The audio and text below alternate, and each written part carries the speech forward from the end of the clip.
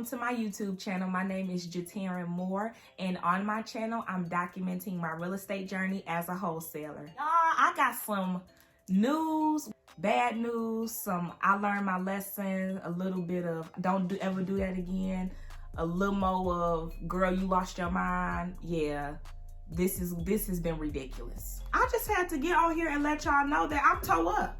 I'm toe up because I know better. I know better. Because ain't no way in heck I should be canceling any contracts. I know it'll happen. I know that. I'm not saying it won't happen, but ain't no way. Okay, back up. So this video is going to be about me having to cancel contracts. In 2022, I have had to cancel 4 contracts, and one of those is because I chose to. It was because it was a joint venture deal gone bad. And actually, I'm gonna have to do a video on that. Yeah, because it's a long story. So I've had to cancel these contracts because I locked them up too high. I think in my head, I got really spoiled when I first started wholesaling. I got spoiled because I locked up my first wholesale deal too high. And I had to go back and renegotiate with the seller. I did not like doing that. And first of all, tip number 1, I don't know how many tips I'll give in this video, but here's a tip. If you know you're locking that property up too high, don't do it. It makes no sense. But in this case, it ended up working out for me because I was able to get that deal closed. However, I locked it up too high. I had to go back in and renegotiate the price down to a price that was reasonable for cash buyers to purchase it from me. And since it was my first deal, I did not know any better. I just locked it up because I said, hey, I think it'll work and let's just see what happens. I sent it out to my cash buyers and nobody was interested. Everybody wanted me to renegotiate the price.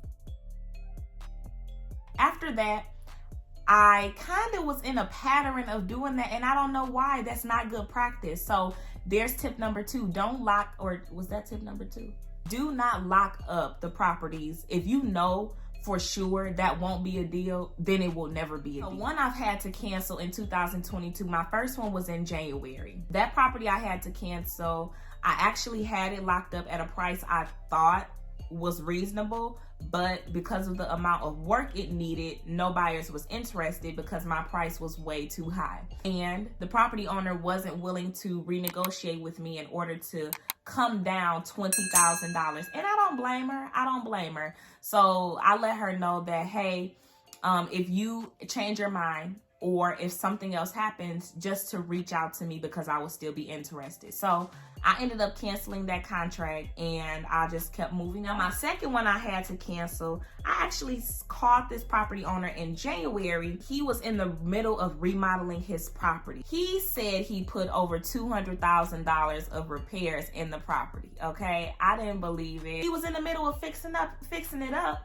He wasn't going to sell this for a discount. I needed the property to be, after I did my calculations for like the 5th time, I needed this particular property to be somewhere in between $140,000 and $160,000. Okay, $160,000 was my maximum allowable offer to the seller. I had this mug locked up at $200,000. Ridiculous. It was stupid. It was crazy. Don't ever do that. Do not do that. I have like 5 buyers that I know for a fact will buy from me in a jiff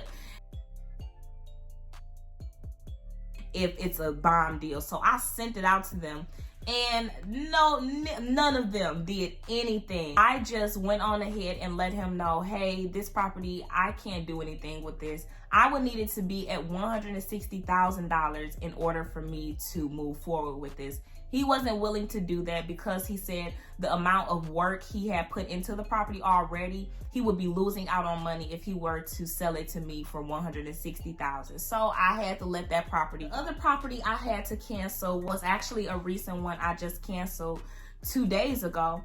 I had to cancel this property because I locked it up too high. So I actually thought I had a deal here. I had the ARV and it was spot on ARV. But I had offered her just like a couple grand higher than what I should have. I had the property locked up at $90,000 and I should have locked this property up for in between like $60,000 to $86,000, right in there.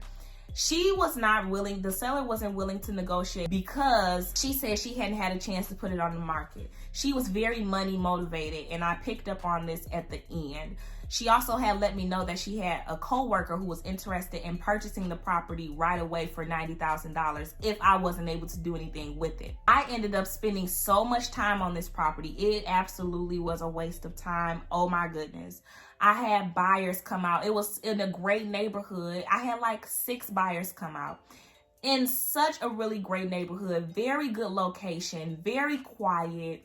It was just the price, it was off. I had only one of the buyers actually made an offer. That buyer came in at $70,000. He said he would be pinching strings and pinching pennies to even try to do $80,000. He said there was no way he could do it just because of all of the hidden costs that could be associated with the property, and I understood that. I tried to renegotiate with the seller. She wasn't budging. 1, because she was money motivated. She wasn't willing to negotiate with me. 2, because she already had someone who was interested in her price. And 3, she hadn't even had a chance to list it with an agent. So she really wasn't sure how much she could get for her property with an as-is cash offer.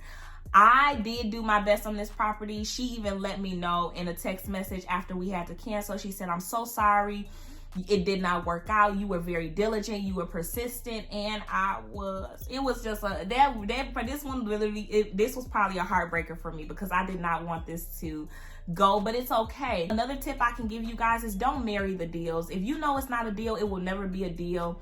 Don't try to make it a deal because you will only aggravate yourself. You will only be discouraged, and that will also lead to more disappointment. Don't do that to yourself.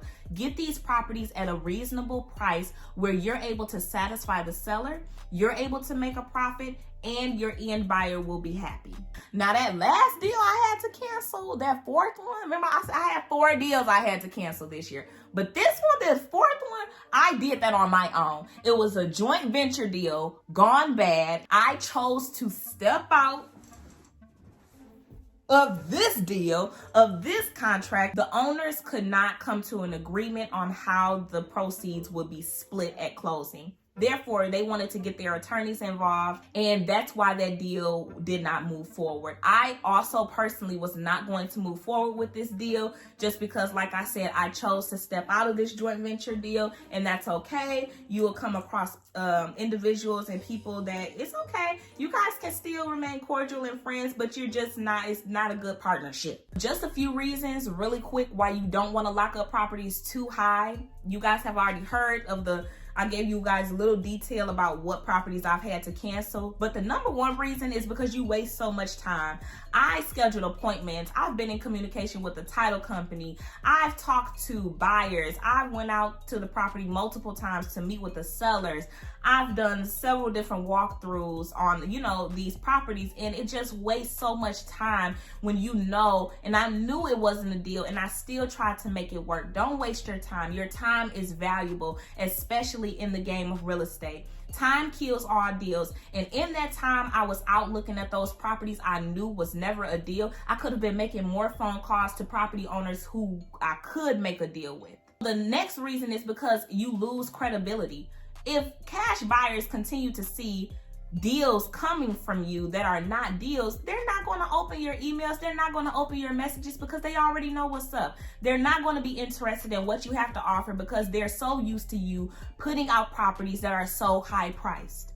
Okay? Don't do that to yourself. Don't lose out on credibility. You're building your cash buyers list, and that is the most valuable resource you can have as a wholesaler. Do not lose your credibility just because you're trying to make a deal work that will never work. And then the last thing, when you lock up contracts too high, you will deal with angry sellers. You don't want to make sellers angry. You want everything to be smooth coast. When you lock up a property that's too high and you already know you in the back of your head that you will have to go back and renegotiate this contract, don't do that to people. That is the worst thing you can do. Be honest, be upfront. And I'm not saying that I wasn't honest. I think I was just more so, it was too tight. That's what it was. Everybody said my numbers were too tight. So I had a deal, but it wasn't a deal because basically my buyers kept telling me, Jatera, one little mistake we make and that's the deal. So they didn't have any room to make any mistakes, and nobody liked that. I completely understood that. With that being said, just get the properties under contract for a reasonable price. Do not make these same mistakes that I made. You have this information here. If you have any questions about this, please feel free to reach out. I hope you guys enjoyed this video. If you have, please subscribe to my YouTube channel. Like this video, leave me a comment down below, and hit that notification bell so that you never miss any time I post a new video. I will look forward to talking to you all in the next video. Bye,